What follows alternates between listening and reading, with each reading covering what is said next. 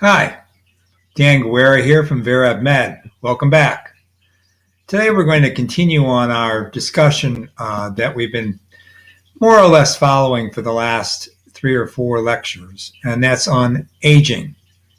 So today I want to get into some really interesting story that relates to a paper that was recently published in the Journal of Biological Chemistry. This paper is specifically analyzing the effects of organochemical reactions and how they are associated and aligned with what we see as senescent aging in living systems. So they have a theory which is trying to maybe debunk the current theories that are out there about aging, or at least augment them. So it's a really exciting paper, and it's in one of my favorite journals, and it's done very well. It's very well written. So it's really my pleasure to be able to discuss it with you and to be able to show you some commentary on it, maybe some commentary that's useful. So let's get started. Again, this is VerEvMed. So we verify evidence in biomedical as well as other kinds of scientific literature. Today I'm going to talk to you about cellular disrepair and aging. Is it the result of basic organic chemistry? That's the question we're going to try to evaluate today. The most relevant publication shown here is called Non-Enzymatic Molecular Damage as a Prototypic Driver of Aging. I think the title says it all. Again, published in the Journal of Biological Chemistry just recently, 2017, a few weeks ago. All right, now let's go and discuss what we already have established with aging. First of all, genome instability has long been implicated as the main causal factor in aging. Remember that genome instability basically means that the genomic makeup, that is the chromatin that's in the nucleus, goes through vagaries of damage and repair, and eventually that damage and repair process breaks down. That is mapped onto the fact that the cell's repair mechanism itself can introduce mutations which can drive down the biological potency of those cells and tissues and organs and organism, and eventually also lead to senescent aging. Furthermore, the genome instability is, of course, linked to reactive oxygen and other kinds of potentially photolytic and chemical damage to chromatin. And all of this then can result in mutations occurring, and those mutations result in increasing repertoire and increasing buildup of a repertoire of damaging agents, genotoxic and cytotoxic agents, that start to slowly tear down the vitality and adaptability of the tissue, cells, and organism. And this is the aging process, ultimately leading to mortality. That's basically what we mean by genome instability. It's a common feature of anything that exists, that's living, that has macromolecular structure that deals with the vagaries of the environment. So somatic cells are continuously exposed to various sources of DNA damage, from reactive oxygen, as I said, to UV radiation, to these environmental mutagens that are many and varied. To cope with probably tens or maybe even hundreds of thousands of chemical lesions that are introduced in the genome every 24 hours, there is a very complex network of genome maintenance systems that acts to, first of all, detect and then remove damage and restore, in the case of nucleotide sequence, the correct base sequence, right? So that's DNA damage repair, or DDR, which we talked about in the past, and which I'm going to put on as a full lecture in the future. So we just look at damage repair mechanisms such as recombination and non-homologous end joining. But that's for a topic for another discussion. Anyway, the occasionally repair processes I've mentioned can cause mutations and what I call epimutations. And we'll deal with what epimutations are as we get into this talk.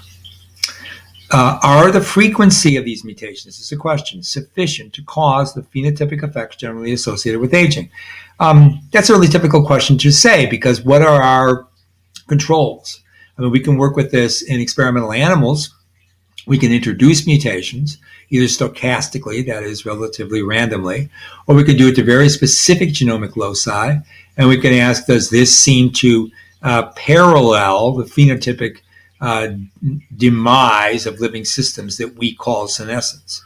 And we've done that, and we've been able to show that there are quite a number of genes that seem to be paradigmatic for the aging process. And we've talked about these in previous lectures, and we'll talk about them again in the future. But today we're just asking that general question because we're going to be trying to answer it with different results.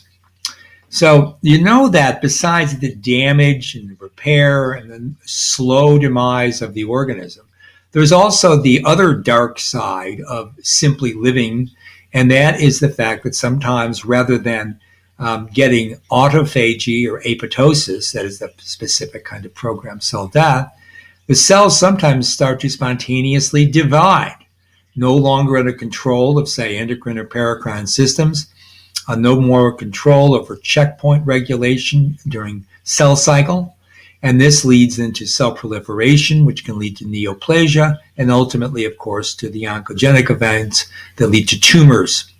So there's a double-edged sword there. There is the slow senescent ride into lack of vitality of cells, ultimately leading to their death and lack of reproductive capability. And then the other side of that is a malfunction, which can be just very simply a switch turned on, very closely related to the mechanisms we're talking about in terms of genome instability. And we start getting cell proliferation, cancer, and especially when you get older, when that turns on, the normal repair process that would control the cancer is also aged. And that's why cancers in old age very, very often spell out tombstone in a really rapid period of time. And that's because the repair mechanisms have also aged. So we've got kind of a couple things to think about whenever we think about aging. It's pluses and minuses, and that's why it's interesting. And it's also, that's why it is so difficult to really get a handle on experimentally.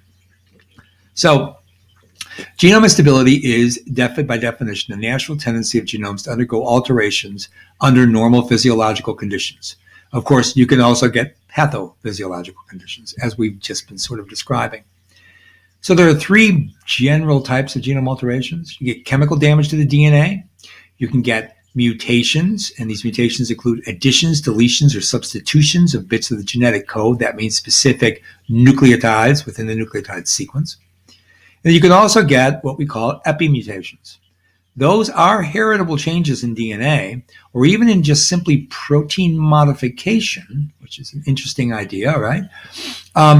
But these epimutations also control gene expression, that is, whether or not a gene is turned on in a specific cell or at a specific time, too much, too little, that kind of thing. But that control over that gene expression doesn't actually involve a change in the DNA sequence, that is, the nucleotide sequence that makes up the genome. So that's what we mean by an epimutation. It's really the distinction that we're talking about there. So that's why it's different from mutation. So the authors of this JBC paper, again, really well written, really excellent paper. I really enjoyed reading it, and there's a lot in there that I learned from and learned from putting together, writing the script for this talk. So hopefully you'll find it also quite stimulating. But the answer, the question they're asking is, does aging result from chronic apprehension of molecular damage? Now, I put that word apprehension there kind of like for two reasons. One is because apprehension in the colloquial sense means, being a little bit worried, a little bit afraid, right? So you can consider like the genome being a little bit apprehensive about the fact that molecular damage is going to go down. But apprehension also has another definition, a more traditional definition in the English language, and it means to grasp or to hold, right? So does aging result from holding or to adhering to this molecular damage? Okay, so that's why I use that word. So DNA damage is implied and inferred in the somatic mutation theory of aging. That's one theory, and we'll talk about what it means in a moment. Now, think about some of the mechanisms, okay? And we talked about them, but I won't admit to think that you've watched other lectures, so we have to kind of talk about them again a little bit. But of course, know that what I'm going to bring up here is a very brief description of what we could spend quite a bit of time discussing. So there's extracellular matrix protein cross-linking. So these are proteins that are found outside the cell, outside the plasma membrane. And these proteins are really important for signaling and for trafficking in and out of cells and between cells and among tissues. When these extracellular matrix proteins cross-link, that tends to corrupt all of that signaling and all the communication and all that trafficking. That seems to be associated with aging. So we know about metalloproteinase matrix enzymes, which are good candidates, like bad players when they go mutated for aging. There's also a very important and more complex phenomenon called membrane topological disorganization. So the membrane topology is the three-dimensional structure function of a membrane, right? Remember that everything's enclosed in a membrane. When that gets disorganized, all kinds of negative things happen, right? So voltage gate channels can be corrupted, transport of molecules, like, for example, biofuel molecules like fatty acids and sugars, transport of amino acids, transports of low molecular mass proteins, movement of cells in and out of tissues, right, such as macrophages and neutrophils, which are involved in the immune response. Once you start getting disorganization of the membrane, all of that goes south, meaning it gets bad, and that maybe chronically could be profoundly affecting the aging process. Again, this is a really complicated area because with tools we have for studying membrane topology, just studying it from the physiological perspective, are still sort of in antiquity. And even when we do study it, it's difficult to study it in real time. But anyways, bracket that up and understand it. Now, compounds with unpaired electrons get a whole lot of press time. So what I mean by compounds with unpaired electrons are simply just radicals. That's what that means in chemistry. Free radicals, right? That doesn't mean that they've been released from prison. Free radicals does mean, though, that they are free and they move around through cells freely.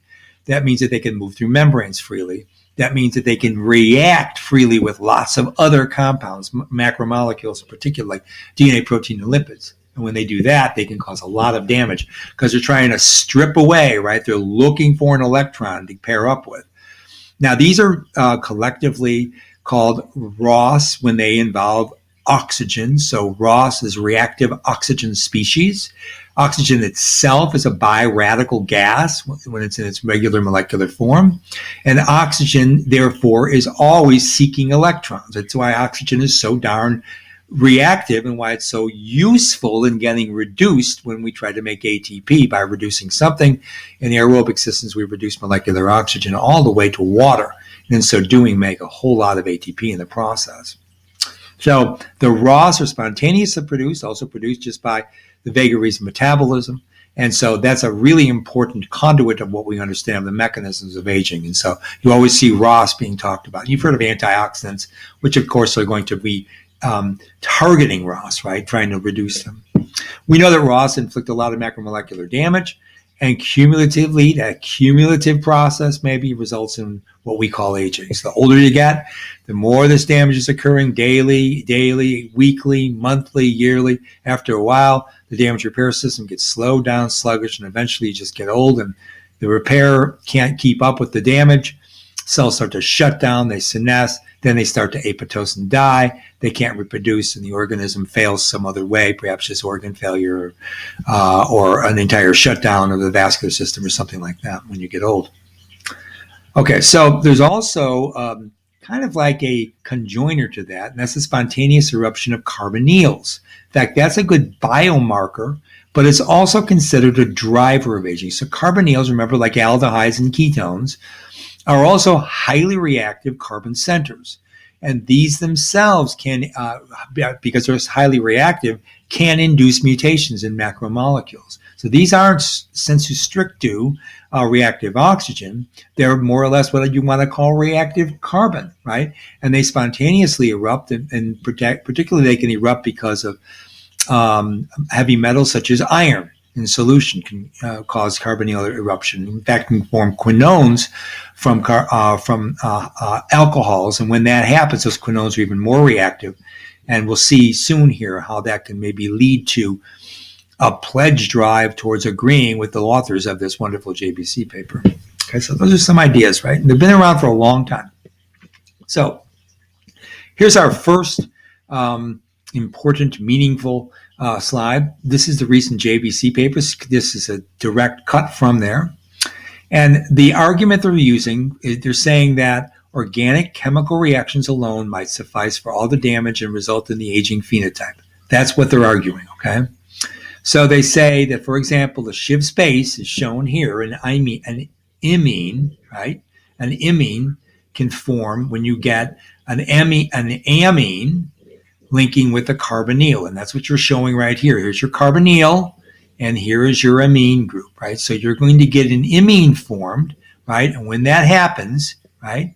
When that happens, you can then generate a center which will continue to operate in a cyclic manner to pick up more and more of these amino-based compounds. Now, this one they're showing here is phosphatidylethanolamine, which happens to be a very common, I guess not very common, but reasonably common membrane lipid. Okay, so it's an amino-based lipid, like a lot of them are. The 3 position on the glycerol molecule has an amide base, right? So it could be phosphatidylcholine, phosphatidylmonomethylamine, or phosphatidylethanolamine is shown here. Right? Now, there's a series of reactions which involve what are known as amidori rearrangements. Now, these amidori rearrangements that we're looking at here basically then will allow for the further addition of these amide-linked phosphatidylethanolamine, for example, building up larger and larger structures, a cross-linked phosphatidylethanolamine. Well, what is that going to do to the cell? It's going to go back and it's going to disrupt that membrane topology, right? Because phosphatidylethanolamine is not supposed to be cross-linked. You start cross-linking this phospholipid in the membrane loses its functionality. You lose the functionality, all those biochemical events then, as I was describing a few minutes ago, disappear. Now, this amino group doesn't have to be from PE. PE is a shortened version of phosphatidylethanolamine. It could come from any other lipid or a protein or even a nucleic acid, right? So this particular moiety is found in lots of different organic compounds. Likewise, the carbonyl can come from, this is just showing here is a sugar. It can come from intermediates in the TCA cycle. It can come from intermediates in glycolysis, right? So carbonyls are really common as well, because they're reactive carbon-based species, and so you find them all over the place. So this amidori rearrangement, okay, this amidori rearrangement is argued to be totally organic chemical mechanism that could then lead to, if it doesn't go through this complete decomposition down here, can lead to this continued cross-linking polymerization, just these simple rearrangements. So the authors are arguing here's one mechanism whereby organic chemistry, not enzymology, is leading to products, that is the cross-linked PE in this case, or it could be a cross-linked protein like an extracellular matrix protein, and that's going to lead to, as I said, the paradigmatic understanding we have of what's going on with aging. Okay. So that's pretty impressive that they're bringing this up. I like that. You don't see enough organic chemistry in biochemistry, or certainly not in biomedicine. It seems like it's avoided, and I think it has something to do with the lack of education these days in basic organic chemistry for even graduate students and medical students. But leaving that aside, right, that's more of a philosophical discussion, which we could do sometime. But let's look at this organic chemistry, okay? So that when I was reading this paper, I'm going, wow, I love this, like, gee whiz, I love to see this stuff. I know these reaction mechanisms. In fact, I must mention, these same reaction mechanisms are how enzymes work. Enzymes are, of course, polymers of amino acids with a specific sequence, and they're, of course, inherited as DNA, by DNA being first transcribed to RNA and RNA being translated to protein, right? Now, that central dogma of molecular biology then gives you a catalyst, like an enzyme. Why do you think these catalysts work? Well, they use organic chemistry, right? So the amino acids that you find in the catalytic pocket of the enzymes is doing the same kind of thing we just saw with that amidori rearrangement. It's just that it is also comforted by having a macromolecule, a protein. So these authors are saying, well, if we just kind of like assume the proteins are if we just say the proteins may be involved in aging, but maybe there's more of a a basement, an ontological foundational understanding of aging, and that's simply just the organic chemistry, which these authors say is doing fine without the enzymes, okay? So that kind of bothered me because I know as a biochemist, after teaching biochemistry for I don't even want to say how long, that the cell is way more complicated than a test tube. So in vivo is more complicated than in vitro. You can carry out these reactions in vitro and you can get good results and you can say, okay, here are the products. These products look like things that would be cytotoxic or genotoxic. Cool. Everything makes sense. We understand the chemistry here. We understand the substrates. We understand even the reaction mechanism. Cold, right? Yeah. We also know, though, the reaction rate. Now, another thing about enzymes, I got to tell you, if you don't know already, I know you biochemists and chemists know this, what do enzymes really do? Do they really change the chemistry of the reactions? Well, gee, no, they don't. What they do is they generate sort of a three-dimensional molten state so that substrates can come together in just a nice close affinity, right, approximation. And in so doing, they lower the energy barrier of the reaction. So the reaction goes what? Faster. How much faster? Way faster, like orders of magnitude faster, like starting off at 10 to the second and going up to 10 to the ninth faster, right? So you can have chemical reactions all day long, all year long, all millennium long, all, I don't know, Archean long. And what happens is that those reactions can move along very sluggishly. Thank you. Because they're just dealing with reactants going to products. They're not being facilitated to move any quicker with what the enzyme is doing. They're not being housed in the cell, which is further increasing the chances of molecules to interact with one another, specifically if they've been selected for, right, by evolution and by the vagaries of survival, right? So these organic chemical reactions are always occurring anyways, but what is the reaction rate when we look at? So that bothered me, so I looked it up, right? That's what I do. At VerEvMed, what we do is we say, okay, let's go back and let's verify this evidence. And the way I do it is I dig into the literature. I go down all the way to the basement. I say, well, let's go down those archives where there's all those spider webs and it's dusty and the light is really dim. And let's take our flashlight down there and find those papers in our stacks and say, what do we know about this, right? So that's what I did. And of course, as I said, I'm learning. I didn't really know much at all about the Amadori rearrangement. I love the name, by the way, but I didn't know much about it. So here I go. Here is a paper published. Check out when it was published. It's in the Journal of Agriculture and Food Chemistry, which, by the way, is an absolutely excellent journal. It used to be kind of like, the journal where a lot of really good biochemistry was published, for example. I would put it up there. Some of those papers in there are as good as papers in JBC. Absolutely. Okay. So good journal. Published way back in 1958. There's your exact citation. Published by a guy named Phil Norden and Y.S. Kim. I don't know about those gentlemen, if they're still with us or not. Anyway, publication date, notice that October 58. Wow. Wonder where we all were back then, right? Okay. Now, what is this? I took this directly. I just cut this right out of that paper, out of that PDF.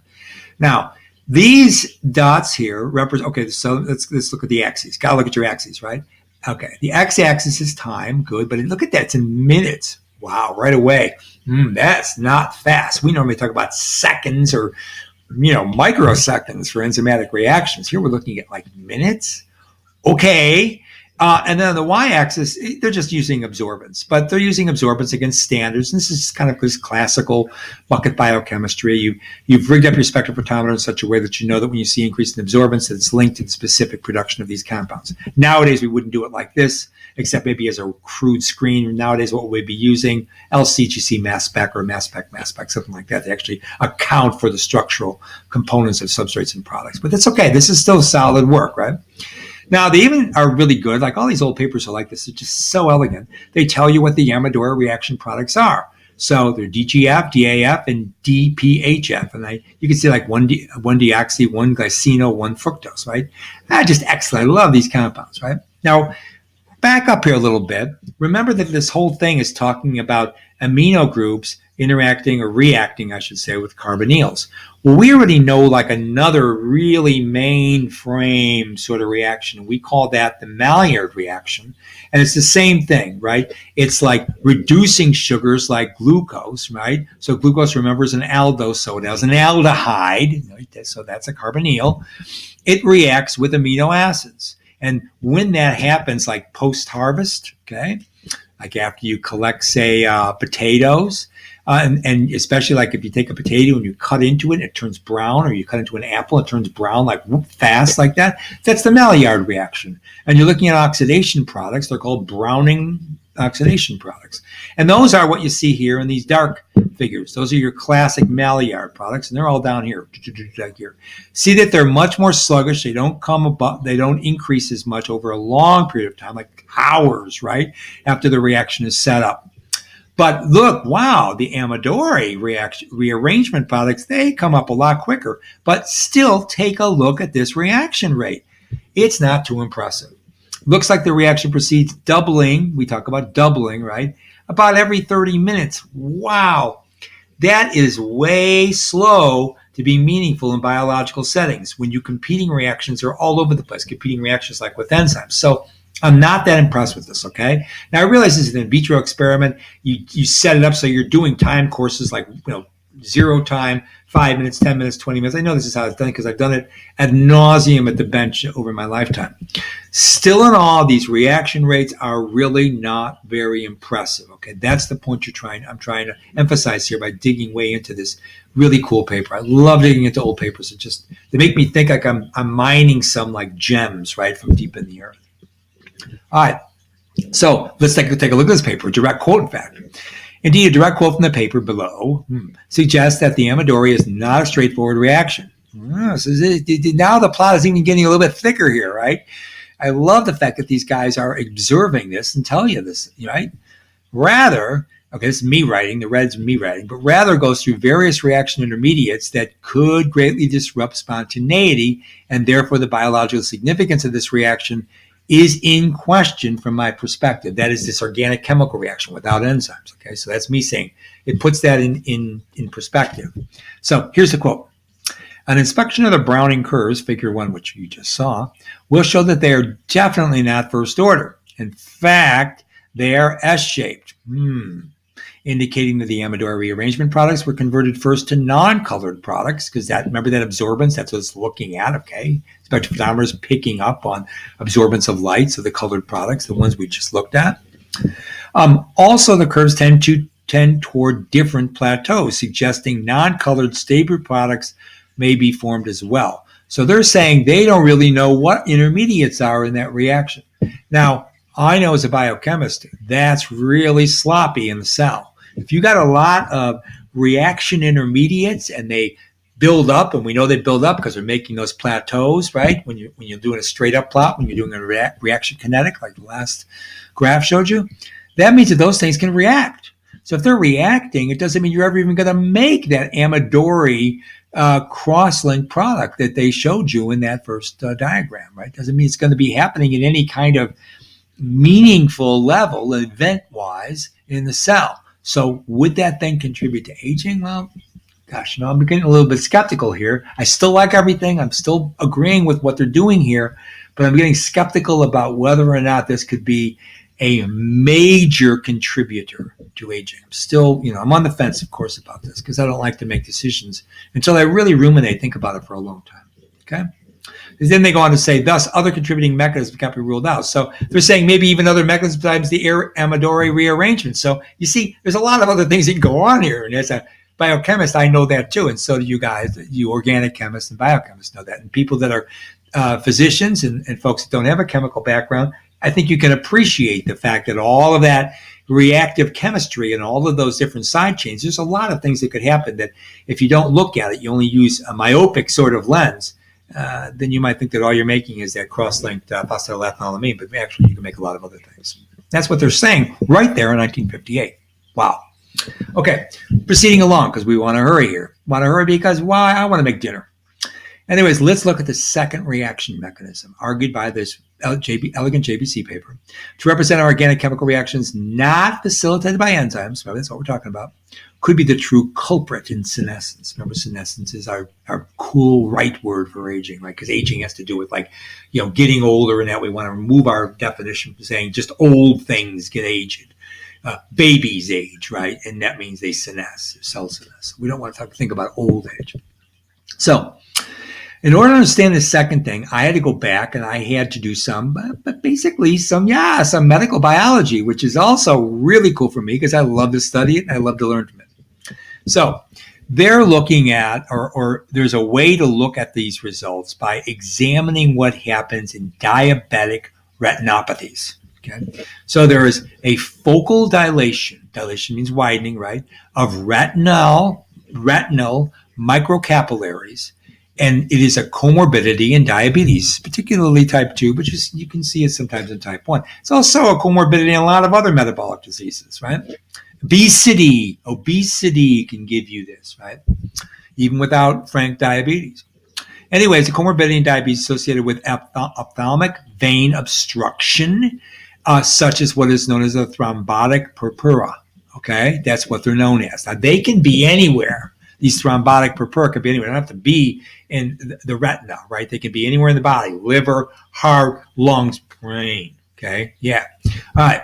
Now, these purpura are associated with senescence and can be described throughout the body, as I just alluded to, including the myocardium, kidney, brain, and they are unavoidable, and they are basically microaneurysms, okay? So they're going to block blood flow, so they're going to cause aneurysms. You get enough of these, you can even get something like a stroke. Yeah, you can certainly get a thrombotic clot, right? And if it doesn't result in a stroke, it could result in other kinds, just overall tissue damage because of hypoxia. But worse than that, even it can cause mortality, right? If it builds up enough, these microcapillary obstructions. So in part, the pathology includes fibrosis. That's what happens when you get damaged systems. Fibrosis occurs.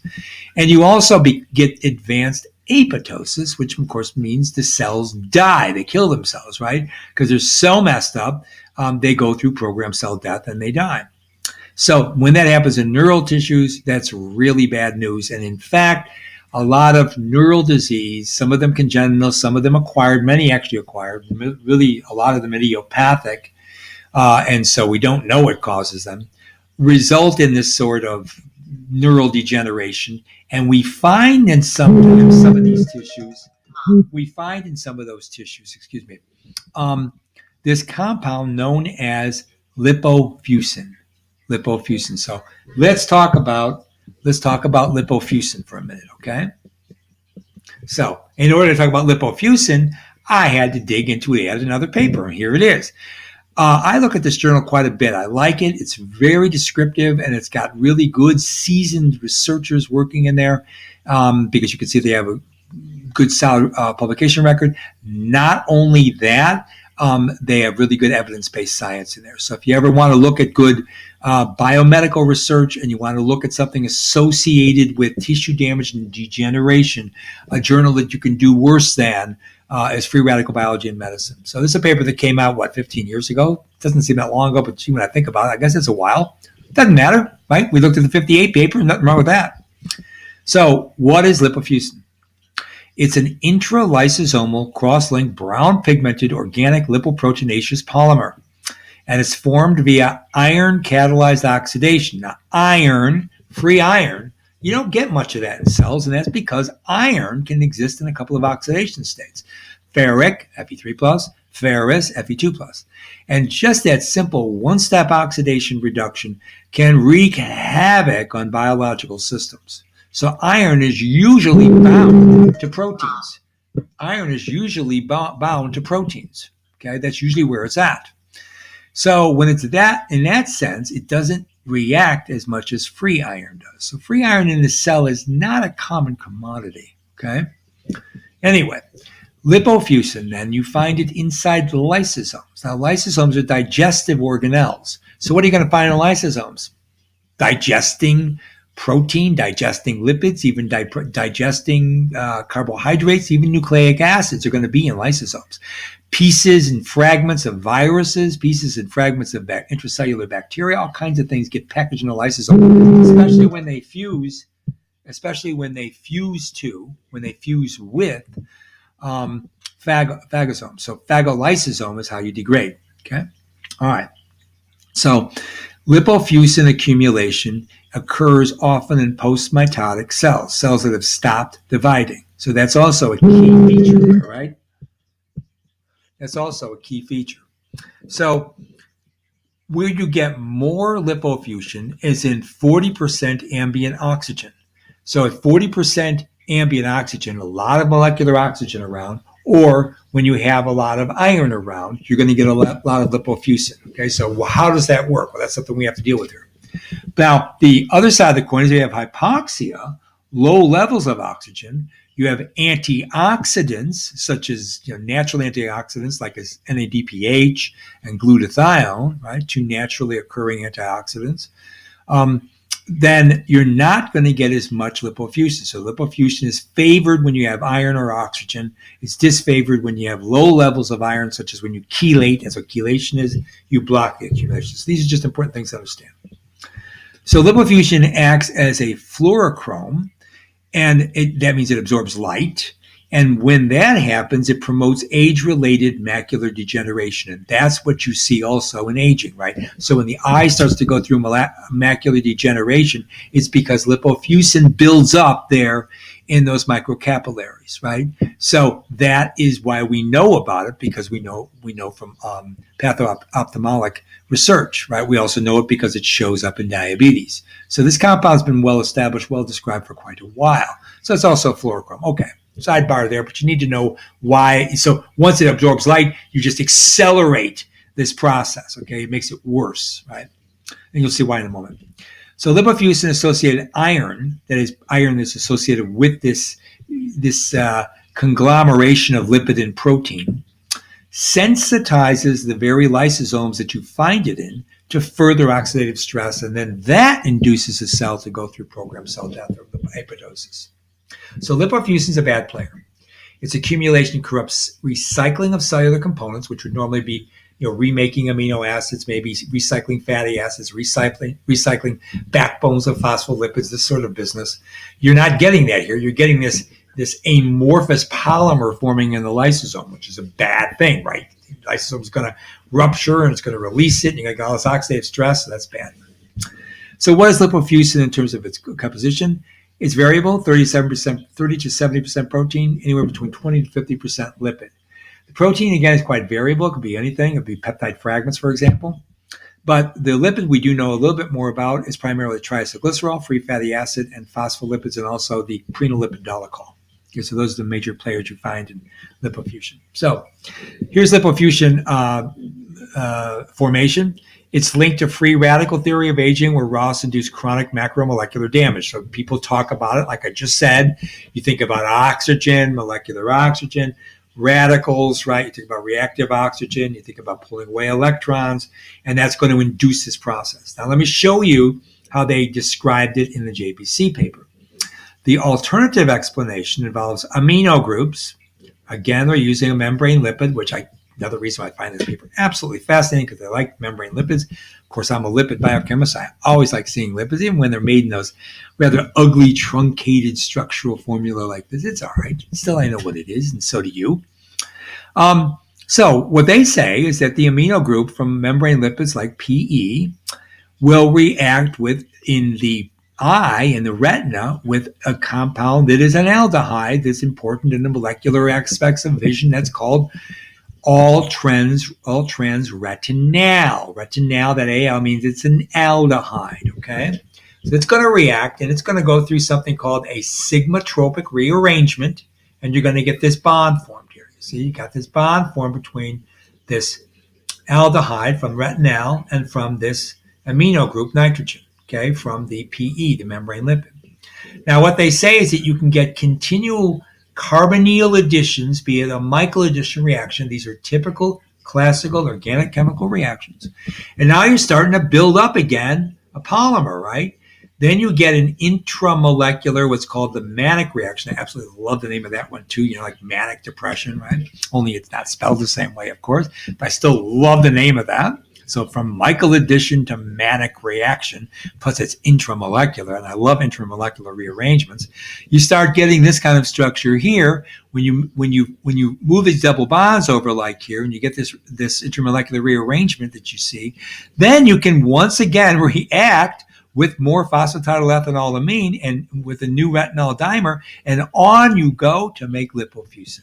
Okay, so the lipofuscin you find in the microcapillary of the ophthalmic cells and the RPE, that is the epithelial layer of the retina, where you see lipofuscin and you see it acting as a fluorochrome, and you see macular degeneration like in diabetes. This is considered these are the compounds that may be actually used to make lipofuscin. I already told you what happens with the lysosome.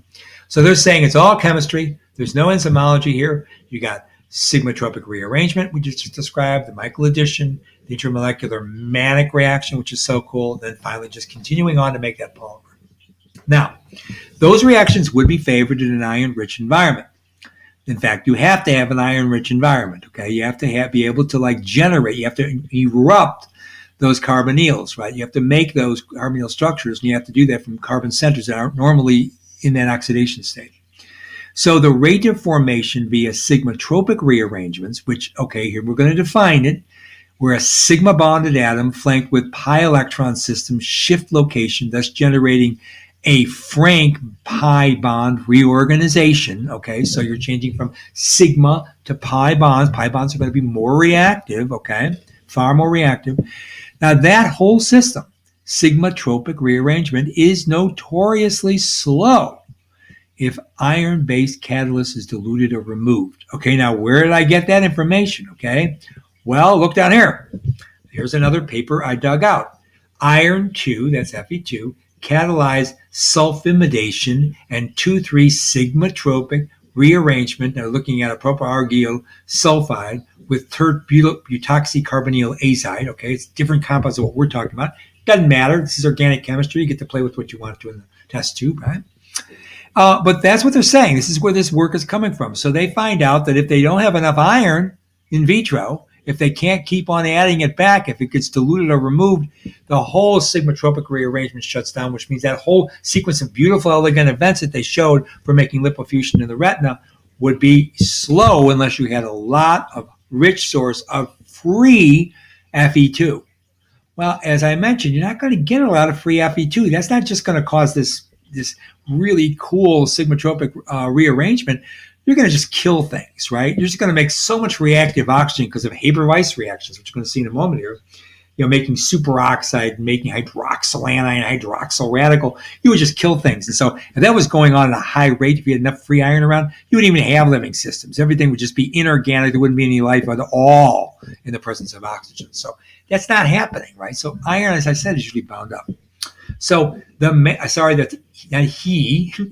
manic reaction, which is a condensation, now here we go again with the definition, of a non-enolizable, that just means you can make double bonds, in configuration is enolizable, aldehyde, a primary or secondary amine, and an enolizable carbonyl compound, generating what's called an aminomethylated product. That's what a manic reaction is. That's what that was when you just looked at it. Now that can occur. Now, this is really interesting. Okay, so I looked up the manic reaction. Okay, this is me digging. Remember that I am the chief scientific officer for VerEvMed. I'm the person you interact with when you want to hire us to talk to you about your research projects, right? Okay, now I wanted to know more about the manic reaction. You know what I found out? Right here.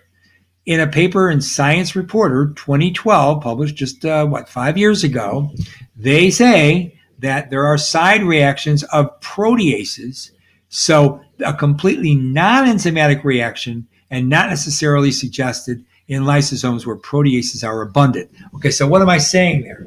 You don't need that manic reaction. You don't need that iron. You get the same result by proteases.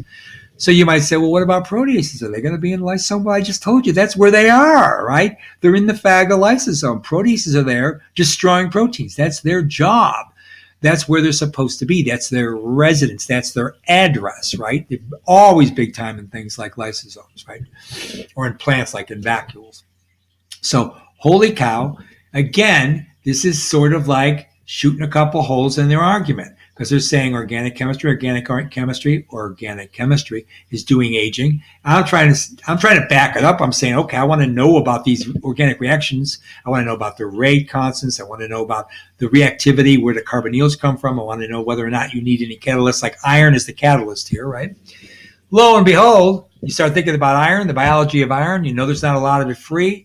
You need a lot of it. It's going to get diluted in cells. It's just super complex and super abundant ways of locking up iron, right? Like in heme molecules, for example, or just chelating them, like with siderophores, naturally occurring organic siderophores, which are chelating agents in the cell. So you can see, and here's the paper that shows it, that boy, proteases do this. So that was kind of amazing to me. I didn't know that when I started studying this. So proteases can do the same work. So maybe it's the proteases in the lysosome that are making the lipofuscin, and that's what's going on. That seems to me to be a pretty good argument. Right? Pretty good argument. Now I don't know. I didn't dig all through the literature and say, oh yeah, here are 75 papers that have been studying that, and they absolutely nailed it down. They nailed it down with a 10-pound sledgehammer. I don't know that. I'm just doing my research here, and I'm presenting a counterpoint to what I still think is an absolutely elegant paper. That's what I'm trying to get at. When you think about the concepts in science, remember that really, really dedicated people go through a lot of reasoning before they do research. These authors of this paper we're looking at, this JBC paper, they used a lot of collective, really high power intellectual reasoning to come up with their argument, right? And they're not unaware, I'm sure, of any of this. So what I'm trying to do is just say, let's bring this also on the table. So if I was reviewing the paper, I would have been doing this stuff with the paper probably. I think it certainly still would have been published, because I think a lot of this is still unknown. Like, how do you separate the inorganic from the organic reactions? And its products are going to be the same. There are ways, right, with inhibitors and maybe monoclonal antibodies, for example, or mutants, certainly, or knockouts, certainly, or interfering RNA. I could think all kinds of ways to do it. But are people doing this? Well, maybe not, like I said. But right away, I just want to throw some doubt into this, because that's what you should do. When you do research, you shouldn't go in there willy-nilly and say, yes, I totally agree, or I totally disagree. You need to dig deep. If you're going to learn this stuff to the point where you can really put a foundation on what you're building, you have to really vet it. And that means you have to go into the detail. You have to get down there into the trenches, right? All right, final third reaction. This is for a non-enzymatic, again, aging, involves the reactivity of indoleamines or catecholamines. Indoleamines come from tryptophan. Catecholamines come from tyrosine, right? So a very famous, well-known indoleamine is serotonin. Well-known catecholamines, come on, epinephrine, norepinephrine. So we know these structures, and we know these compounds, and yeah, gee, those are neurotransmitters. So all kind of cool, right? So you've got the reactivity of those kind of compounds with common carbonyls. Once again, everywhere in the cell, a lot of carbonyls. Pyruvic acid has one, okay? So, okay, cool. All right. Pyruvic acid, really important intermediate in metabolism. Find everywhere. You find it in the cytoplasm, you find it in the mitochondria, you find it in peroxisome, you find it in the ER. Okay. So there is a decomposition of the relatively unstable double-bonded carbon-nitrogen into the stable carbon-nitrogen single bond. Okay, that's very well known. Okay, it's a decomposition from the double bond to the single bond. So this is the so-called Pic Tet Spangler reaction. I don't like the name of that one as much, sorry. Maybe it's because it's hyphenated. Where an aryl ethylamine, which is basically like tryptamine, okay, it's aryl, so it has an aromatic center. Come on, mouse. It has an aromatic center. It has an ethyl group, right? It has an amine. So nothing scary here, right? So it's an aryl ethylamine. Reacts with an aldehyde or a ketone, like pyruvic acid, again, very common, producing, in this case, harmalon, okay? So what is this all about? Now, harmalon, this comes directly out of plant secondary products, right? So it's just amazing what you can pick up, like with a plant background and with a straight biochemistry background, which is kind of like what I was lucky to have and I enjoy. So I don't get scared when I hear about secondary plant products, because my youthful days were spent in deep into these secondary plant products. All right, so harmalon here naturally occurring plant indole alkaloid. So it's an alkaloid, right? That's the structure of an alkaloid you're looking at there. It actually has been shown, and this is kind of like interesting, to antagonize GABAergic neurotransmission. And when it does that, when this compound does that, it negates the activity of drugs otherwise given as anxiolytics, benzodiazepines. Okay, these are pharmaceutical agents. Okay, now where did I get that paper from? European Journal of Pharmacology back in '85. By the way, if you really want to look at modes of action, you really want to get down to nitty gritty of enzyme mechanisms, go to look at the pharmaceutical literature, replete with it, very well done, excellent research in those journals. And there are a whole host of them. Many really well published, good publishers in the United States as well as in Europe and also in other parts of the world. Okay, so that's that. Okay, so that you need to understand that this is in the literature, and this Harmalan is basically a product of what these guys are going to talk about from a different context. Okay, so I bring that in just to show you this isn't like pulling it out of the air, right? We know what a Pic Tet Spangler reaction looks like. We've seen it, and in fact, it's used in plant biology. Okay. Now, when the catecholamine is an amino donor, you get a neurotoxic compound called tetrahydroisoquinoline. So, for example, dopamine will react with 4-hydroxyphenylacetaldehyde. It's a common intermediate, by the way. Love the name. I love anything that's got acetaldehyde in it. And it produces something called S-norocochlorine, norcochlorine. Okay? Now, that's an unusual compound. It doesn't have any Cl, it doesn't have any chlorine in it. It's just called chlorine.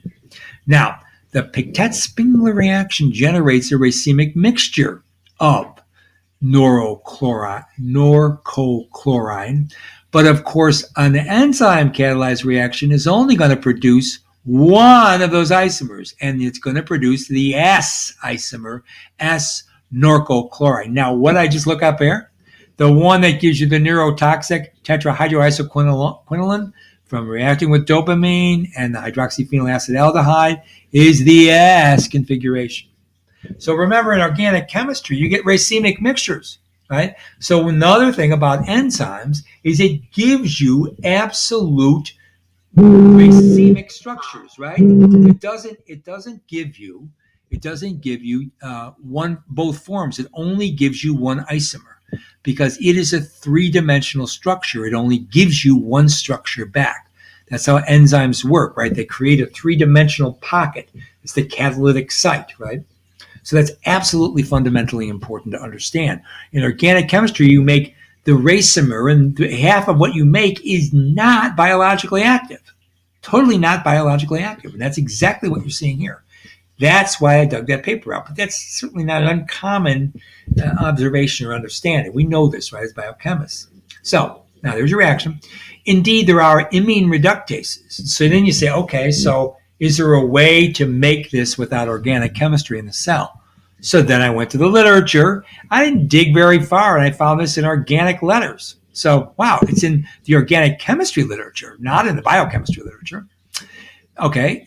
Isolated from microbes, and it potentially active in animals. Okay, so whenever you see a protein in a microbe, there may well be, but not necessarily, homologs in animals. Okay, plants or animals. It doesn't mean that there is. It certainly opens up a possibility that an enzyme like that might exist. Why would an enzyme like that exist? Because of the vagaries of selection in a chemical world, right? In a physical chemical world, you're going to deal with all kinds of organic compounds, a lot of which look unnatural.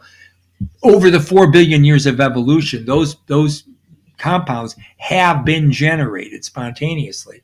So within the antiquity of the genome, you're going to have a repertoire of proteins that could be assembled. They're going to be able to deal with any possible adjunct or product or reactant that's going to be generated just from regular organic chemistry, just from inorganic chemistry. So it's very likely that an enzyme like this could be found in animal tissues. I don't know that it is. I haven't looked at it, but it doesn't mean that we wouldn't find it if we weren't looking for it. Point I'm making here is that you do find this enzyme. And what else I want to know?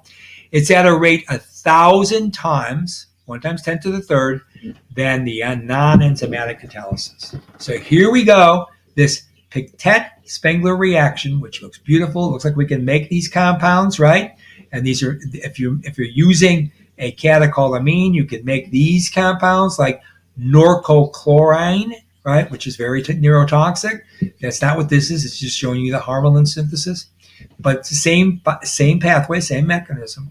Lo and behold, we got an enzyme that can do it. And if you look at the one they found in this microbe here, wow, it can do it 1,000 times faster. Again, not surprising. Enzymes are always better catalysts than just metals or normal inorganic or organic substrates. That's why enzymes are around. So here's a dopamine reaction. Dopamine oxidation and nucleophilic addition of cysteine, which is shown here. So first of all, dopamine, there's the 2 hydroxyl groups. Here's iron, going from Fe3 to Fe2. Ferric ferrous. What have you made? You've made dopamine O-quinone. See? Boom. There's your quinone structure, quinoin. Now, that then can be involved in nucleophilic addition of a cysteine residue, making 5S-cystenyl dopamine right here. This is actually something you see in the cell, right? These reactions, although they are just organic chemistry, you find these intermediates in the cell. Now, that can further synthesize this long structure here, 7,2-aminoethyl, 5-hydroxy, 3,4-dihydroxy, 1,4-benzothiazine, 3-carboxylic acid. Okay, so they can make this. This is a toxic compound. Okay, now what else can happen is that dopamine orthoquinone can go through an intramolecular, another Michael addition reaction. Okay, so it's adding to itself here, sort of like a head to tail combination here. It's kind of like there's a bridging carbon bond here. And what that's known as, when you do this sort of this addition by rearranging and altering this quinoid structure, that's called a disproportionation and polymerization. And so now what you're generating, another really important compound you find in living systems, is neuromelanin. So basically you have a couple of melanin types. You have eumelanin, that's EU, and you find that, it's not European Union, you find that in the skin, that's what makes the tanning in your skin, that's found in melanocytes. Then you have neuromelanin, which looks something like this, a polymer of this, right, of these catecholamines, of these quinoid structures of catecholamines. You find that in the central nervous system. These are usually considered to be bad players, right? Maybe they're just biomarkers, but because of all the reactive species around there, it's possible that the oligomers of these compounds could be quite neurotoxic, therefore genotoxic, and therefore maybe leading to neurodegenerative diseases like Alzheimer's disease and Parkinson's disease and prefrontal dementia, right? Yeah. Okay. Now, so neuromelanin, we don't really know what it does, but it's there. And again, it makes a brown color. All melanins make sort of a browning product, right? Not the same as the Maillard reaction, totally different. As you can see, different chemistry. So I don't want you to think they are, but melanocytes, melanin tanning, right? You get a dark reaction like that. And you see that in autopsy of people's brains. You see neuromelanin deposits. Okay? All right. Now, while compelling, the competing reactions, okay, with dopamine and dopaquinone are more rapid because they are enzyme catalyzed. For example, there is an enzyme catalyzed synthesis of cystenyl dopamine that is generally responsible for the production of intermediates for pheomelanin synthesis, right? So that's the one that has the sulfur in it. Now, pheomelanin is the third one. You got neuromelanin. I just went through this little gab about it. Eumelanin, the melanocytes, the tanning, right? The dark pigmentation in human skin color, right? Melanin. And then you got this third melanin that's been described. It's called pheomelanin, right? And pheomelanin is the cysteine. It comes from the cystenyl dopamine ether. Okay. So now, this paper examined the kinetics of neurotoxic oxidation products that are encountered in neurodegeneration. So we've just been talking about that. Their findings suggest that enzymes like superoxide dismutase accelerate the reaction by a factor of what? 10,000, compared with non-enzymatic reactions, right? So here are some superoxide dismutase constants: 1.6 times 10 to the 9th, 2.4 times 10 to the 9th mole per second. These are just rate constants, such that the decomposition is first order. So this reaction, like superoxide dismutase, is a decomposition forming these compounds here, hydrogen peroxide, right? And hydrogen peroxide can go on to react with superoxide to make really nasty partially oxidized forms of oxygen or rust. These are the real nasty guys up here. Hydroxyl radical, hydroxyl anion. Those are really bad players in terms of oxidizing macromolecules and killing cells. So when you make the hydrogen peroxide by SOD, you're not done. You can go through this reaction. It's not good. Okay, now look at those fantastically high reaction rates, right? Now, so it made me think, well, what about the Haber-Weiss? Okay, I've been teaching this for years because I teach lipid biochemistry. Haber-Weiss reaction, this is organic chemistry right now, has two reactions. Hydrogen peroxide to hydroxyl anion, you make water, so you're getting rid of that really toxic hydroxyl anion, hydroxyl radical, excuse me. You're making those superoxides, you can feed back in, it's a cycle, and you're making a proton. So then you can react another molecule of hydrogen peroxide with superoxide generated from the first part of the Haber-Weiss, making molecular oxygen, pretty safe and tame. Hydroxyl anion, not so good, and once again, hydroxyl radical, way bad, most potent oxidant we know, right? Now that reaction, which is shown up here, see, there's superoxide, there's H2O2 in the presence of iron or copper. You go through this last part of this Haber-Weiss reaction, the one down there, right? That's what we're talking about. This one here is the same reaction as this guy here. It has a very negligible rate constant, okay? So even with all the players involved, it's a sluggish reaction. If it's a sluggish reaction, what are we talking about here competing with superoxide dismutase? Again, puts big question marks and big exclamation points in my brain, and that leads to some skepticism, whether or not simple organic chemistry is going to lead to this global thing we call aging, right? This thing we see every living system go through, no matter what. So this leads us now to the intellectual discussion. I think the most fun part. But you can't get to the intellectual discussion until you do the empirical discussion. And that's what we just did. We went through some empirical data. We looked at a half a dozen papers. We looked at some real data. We looked at reaction mechanisms. We looked at pros and cons. That's what I mean by empirical, observational, basic research. But basic research means nothing unless you have an intellectual understanding. And the guys that wrote this JBC paper, boy, they had both of those things down cold. So let's give them credit and let's do our own intellectual discussion. And then we'll go home. The authors of this remarkable and I think rather brilliant JBC paper develop an argument against the antagonistic pleiotropy and disposable soma theories of aging. Okay, so what are those two? Let's recap and understand. Disposable soma, not some, sorry about that. Soma just means body, right? Basically argues that what is good in gene expression when young cell, young man, young woman, is not supported when the organism ages. And as such, aging and death are partially explained by chronological displacement of a metabolic grid. So what's good at one stage is not good in another. And metabolic grid, then, you're shifting things that are not supposed to be there when they are there now. That can lead to aging, right? So after reproductive capacitance, okay, when it's reached, when capacity is reached, pretty young, right? After like puberty in humans, the body, as we know, declines. You've been told this ever since you've been in high school, and indeed, it's true. And it declines because the support for maintenance of the individual, this is now a population geneticist hand-waving, so I'm not buying into this. I'm just giving you what's said for the disposable soma theory, okay? I'm not rolling my eyes. Maybe I am. I'm not trying to.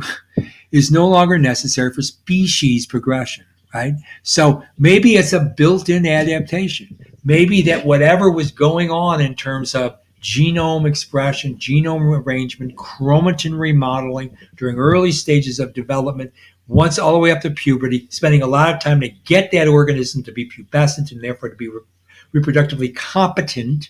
Once that happens, the very systems that help you get there start to tear you down. And one of the good reasons for that, again, hand waving it, pulling it out of the air a little bit, is because of the vagaries of damage to the genome. You don't want organisms reproducing much after puberty because you start to degenerate, right? And what do you degenerate? Macromolecular structures, for example, like DNA, which means there's more mutations. More mutations. What does that do to the population dynamics? Adds more mutations to it. What does that do? It can cause inferior beings, that is individuals. Inferior individuals then are not selected for. The species could die out. So that's basically the argument. You see how that works? All right. Now, I like this one better, the antagonistic pleiotropy theory. It's correlative. The antagonistic pleiotropy theory basically says that mutations that happen spontaneously, so these happen all the time in the presence of oxygen, mutations are happening right now while you're listening to this enthralling lecture, in a given individual. Okay, so this is one person at a time. There isn't like any standard format. There aren't any rules to the engagement here. Not even yourself, one day to the next, you can have a pleiotropic response to mutation that happens, gangbusters one day and very little the next day. It's because of the complexity of a living system. That's why I'm not going to say we don't know. It's just basically the complexity. It may be beneficial, these spontaneous mutations, and therefore selected during, again, an earlier physiological state, but this simultaneously degrades the lifespan because other, that is pleiotropic, what you're not looking at, the pleiotropic effects, also are occurring. Not like in the future, not like the somatic disposal, but at the same time. So while you're doing something positive with a mutation, like whatever, gearing up with an immune response against viral spread, for example, because of, say, an immunization, you're doing all this, you're mobilizing B cells and T cells, you're getting into being able to ward off subsequent invasion by a virus, like, say, an influenza virus, right? Infection by an influenza virus. At the same time, that immune system may be ticking away something totally different. And that ticking away something totally different is the pleiotropic effect. And it can be antagonistic. Antagonistic to what? Generally speaking, the life of the organism itself. Okay? And when I say that, that's in the occult physiology, meaning hidden. Okay? That's my word. Those are my words there. And go on to undermine the individual, not necessarily the species, since selection is no longer preserving further longevity. So again, selection pressure starts to cut down because you're past reproductive stage. You don't want maybe that organism, that individual, and that agent in that species to continue to reproduce on and on because of the increase in mutations. So maybe this antagonistic pleiotropic response, again, is a built-in feedback mechanism to start tearing down the system at the same time, affording and awarding the system with potentialities to be able to deal with existing longer and longer into some realm in the future where, again, everything comes apart and you die because of aging. Senescence, cancer, who knows? So, chemical deterioration theory, the ones that were brought up by the JBC authors. I'm hoping I'm doing justice to it. I'm sure they would do it much more proficiently than me, but I'm reading the paper and I'm the client here. I'm the one that's receiving this paper, so this is my digestion of it. They basically say that both theories, that of the Ross, reactive oxygen species, the two we just talked about that, and Ross, okay? So the soma and the pleiotropic, those two theories, and the Ross story, the big overwhelming, it's all reactive oxygen, take vitamin C, you'll be fine, right? The Linus Pauling thing. They fail because they only consider biological adaptation as afforded through gene expression, and as such, chemical reactions occur without any developmental progress. They're saying, yeah, this is really cool. You got developmental programs, you got chromatin remodeling, you got aging of DNA, you got DNA damage repair mechanisms, you got picking up mutations in DNA, you got alterations in protein chemistry, lipid chemistry, and blah, blah. That's all that happens. But maybe it isn't any kind of like macromolecular gene-based system. Maybe it's just that we are also organic chemical systems. And it's just the organic chemistry producing enough toxic compounds because of all these metabolites in living systems that they accumulate over time, like the lipofuscin, right? Like the pheochromes and these kind of compounds. And ultimately then cells start to either apoptose or autophage or maybe even proliferate and then kill themselves, right? So that's their chemical arguments. They say, for example, there's a lot of other reactive carbon centers, but aldehydes and ketones, which are good players here for reactivity, react with amines, which are also good players, regardless of temporal, that means over time, or even physiological circumstances. And so they have really two good sections in the paper. I really encourage you to read the paper.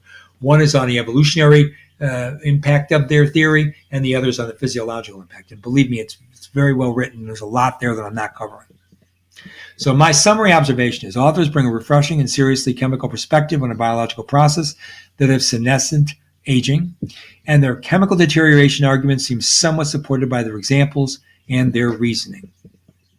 My conclusions and caveats are enzymatic activity is in itself pleiotropic, and so there are side reactions like we saw with the protease that interact with chemical processes that are always on call. So as long as the protein's there, it can happen. They're on call, right? They're at work. And plastic, meaning that they can happen in multiple different ways. They can be morphed into multiple different ways because of mutations, for example, or because of folding pattern changes, or because of splice variation, all the things that can lead to an increase in the variety of the population of the macromolecules, such as enzymes. So enzymatic reactions are greatly accelerated. Here's another reason why I say I'm not buying into the theory whole hog, because enzyme reactions, the rate constants, right? Much better than non-catalyzed reactions, rendering the latter perhaps biologically insignificant and irrelevant. I'm not saying it is, I'm saying perhaps, okay? And I tried to hammer that down throughout the talk, hopefully. And of course, the cell itself alters the chemical reactivity that otherwise would occur in isolation. What does that mean? Differences in pH. There's a different pH in the phagolysosome than the cytoplasm, than in the mitochondria, than in the endoplasmic reticulum, than the peroxisome, than the plasma membrane, than in the caveoli. Okay? So you can just change. There are pH changes. There are salt concentration differences. There are organic acid differences, or different acids and bases involved. The whole acid-base chemistry we didn't even talk about, really. So this is a constantly changing environment. It's a dynamic environment. So even the chemical reactivity, you can't rely on it to act like it does in the test tube in the in vitro when you're just looking at isolated reactions. I say, though, most fundamental, non-protein, real-time interactions involving lipid turnover affecting membrane topology and signaling, because that's going to be associated with the membrane topology, they don't require any enzyme activity, yet they help determine cell fate. In fact, they determine outright autophagy and apoptosis, and of course, cell division, and therefore tumorigenesis. Membrane topology, membrane changes in fluidity, yielding then changes in signaling and capping of proteins and binding to receptors by ligands. All of that can occur non-enzymatically, just by changes in the fluidity of the membrane, which can be caused by physical changes in the membrane, by subtle chemical changes. So it kind of falls back on their theory. You don't need enzymes here, but you do need preformed lipids, and you don't get preformed lipids in the cell unless you have a genome that expresses proteins that synthesize all that myriad of very important lipid profound organized system that you see in all those membranes intracellularly. So these biochemical processes that involve non-canonical central dogma, meaning not replication, transcription, translation, right? Yet they instantiate, that means they make biological function and fate for the individual cell, tissue, organism within and without all possible complex environments. So within a specific environment, or even without a complex environment, such as an extracellular matrix, or such as changing the environment, right? Because membrane fluidity changes with the environment, like temperature does that. So notwithstanding organic chemistry, living systems are riven with feedback loops, partial reactions, amphibolic, means things move around the cell, one organelle to another, for example, and temporal transitions, developmental processes, for example, turnover, signaling, and indeed the enormous array of chemical microenvironments that you find in the cell that are indeed determined by the expression, that's all determined by the expression of genes and the structural functional emergence of the living dynamic. Okay, so that's what you've got to take that into account when you want to talk about aging, and that's all there, right? So for me to buy into, say it's all organic chemistry, somehow you've got to include it in here. So notwithstanding organic chemistry, which is there, we know, you got to deal with this much more complicated biological system. So I say chemistry, yes, but I say biochemistry is what you need to be looking at, of course. There's our email address, info@verevmed.com. Please send me anything you want to say about this particular talk, and also any of your own personal questions so we can get started working with you, digging into the literature, for example. There's our website, www.VerEvMed. And remember what we are as scientists verifying published evidence in medical biosciences. I'm Dr. Dan Guerra, signing off. Hope you enjoyed this talk. Thanks a lot, and bye.